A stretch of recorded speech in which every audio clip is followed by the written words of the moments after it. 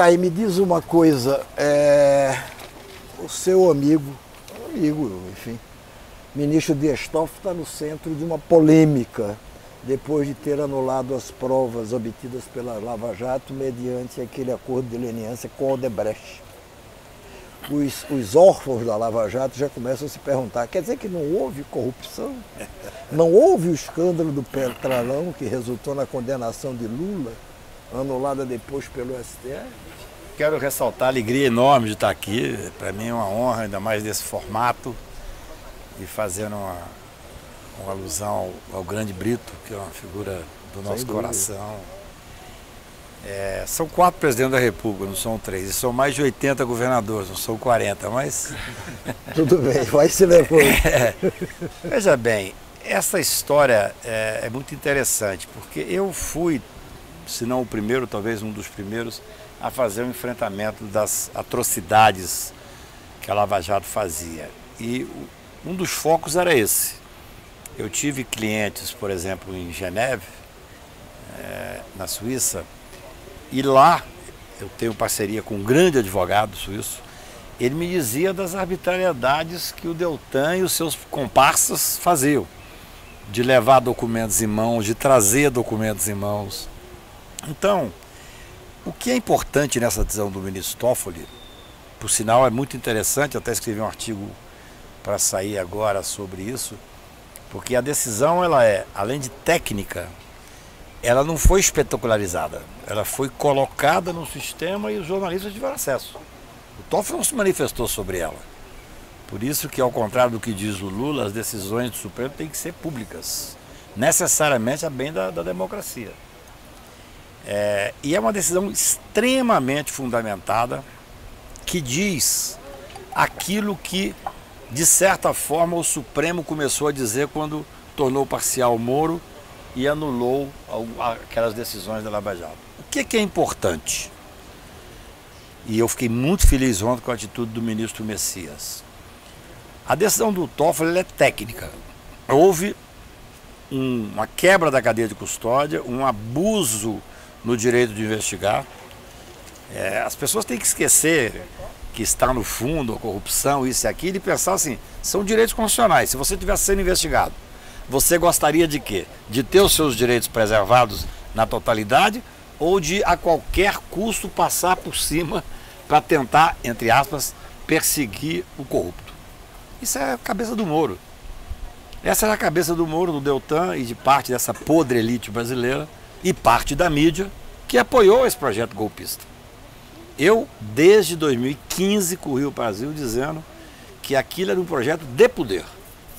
Então, para mim, é extremamente importante ver agora o Supremo Tribunal de uma maneira técnica.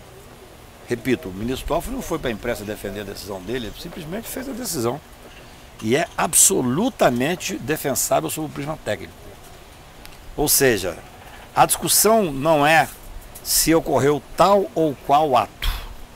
Ali o que diz é o seguinte: temos que cumprir a Constituição, o devido processo legal e o amplo direito de defesa. Por que o Supremo não adotou essa decisão, então, lá atrás, quando o juiz Sérgio Moro e o TRF4 mandaram, o primeiro juiz Sérgio Moro, depois o TRF4, mandaram prender o então ex-presidente Lula? E por que eles não tiveram esse poder de enfrentar o que vocês referem, aquela onda, né, lavajatista? Porque o papel do Supremo é esse, enfrentar. O Supremo não está ali para fazer o que a opinião pública quer, mas ele está ali para proteger o devido processo legal. Por que ele não fez isso lá atrás?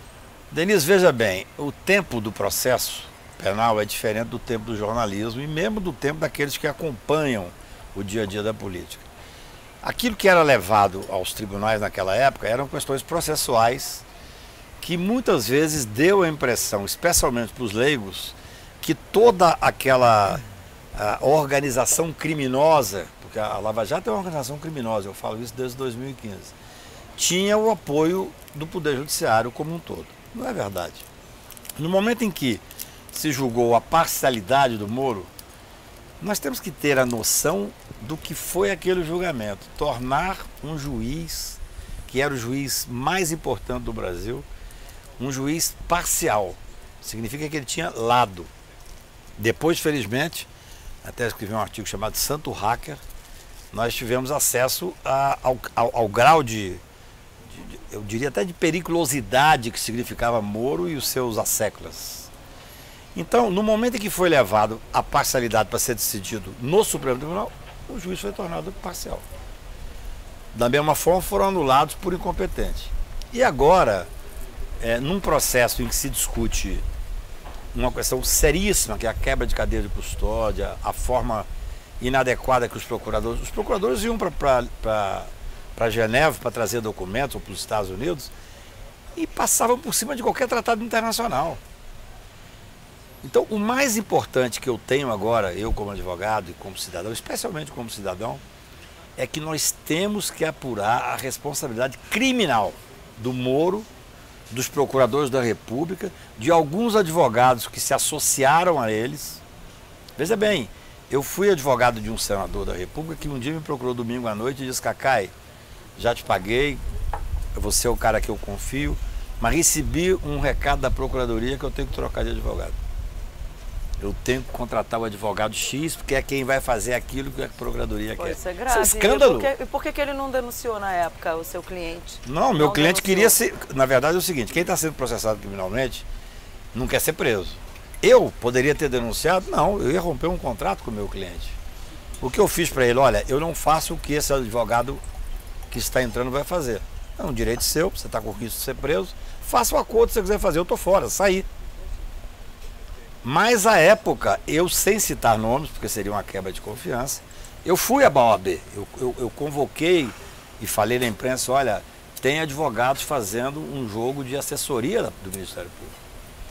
Isso que nós estamos tratando aqui ainda vai dar muito pano para manga.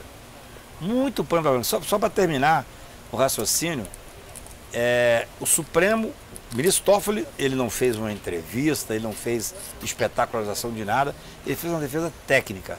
Ali houve uma série de quebras de questões constitucionais, mas o mais importante, talvez tão importante quanto a decisão dele, foi a decisão que saiu da AGU, do ministro Messias, logo em seguida, dizendo que está abrindo uma força-tarefa para investigar o que o ministro Toffoli decide. Não houve roubo, então?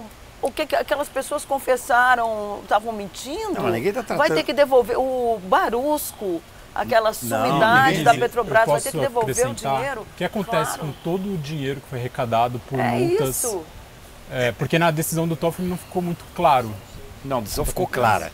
O que é claro é o que vai ser feito a partir... O que não é claro é o que vai ser feito a partir da decisão. Porque quando foi tornado parcial o Moro, que ele deveria ter sido processado criminalmente, o Supremo não pode dizer que houve uma corrupção no sistema de justiça e não ter nenhuma consequência. Eu, à época, quando eu terminei o julgamento da parcialidade do Moro, eu escrevi a respeito, dizendo: e agora? Nós vamos pegar a responsabilidade daqueles que corromperam o sistema de justiça? Porque são duas coisas completamente diferentes. Nós tivemos delações, que foram delações, no mais das vezes, absolutamente ilegais e inconstitucionais. Tem um procurador da República que reconheceu que prendia para fazer delação. Isso é tortura. É uma tortura aceita por parte da sociedade. Aquilo que efetivamente ocorreu e que foi condenado, nem de longe é atingido está sob a suspeição agora da decisão do ministro Toffoli. O que o ministro Toffoli disse foi o seguinte: tal prova é ilegal. Aquilo que derivar de uma prova ilegal tem que ser anulado. Então vai ter gente recebendo de volta o dinheiro que diz que roubou. Não sei se vai ter. Isso? Eu não sei se vai ter gente recebendo o dinheiro que diz que roubou.